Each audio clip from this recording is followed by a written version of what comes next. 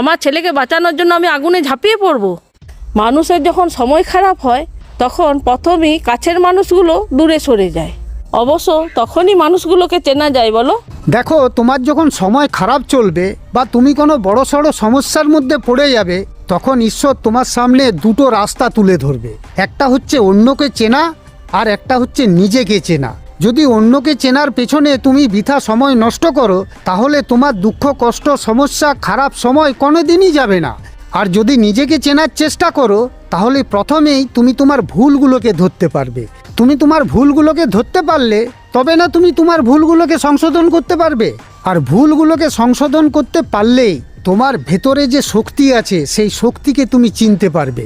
দেখো, তোমাকে আমি একটা কথা জিজ্ঞাসা করছি। ধরো একটা বাড়িতে আগুন লেগেছে, সেই বাড়িটা দাউ দাউ করে জ্বলছে, হাজার হাজার মানুষ সেটা দাঁড়িয়ে দাঁড়িয়ে দেখছে, কিন্তু তুমি দেখলে ওই জ্বলন্ত বাড়িটার ভেতরে তোমার ছেলে আছে, সে বাঁচাও বাঁচাও করে চিৎকার করছে। তখন কি তুমি ওই হাজার হাজার লোকের অপেক্ষা করবে, না নিজে ওই আগুনের মধ্যে ঝাঁপিয়ে গিয়ে ছেলেকে বাঁচাবে? কোনটা তুমি করবে বলো?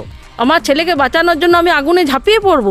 ঠিক এই রকমভাবেই তোমার যখন কোনো সমস্যা হবে তখন হাজার হাজার মানুষ দাঁড়িয়ে সেটা দেখবে।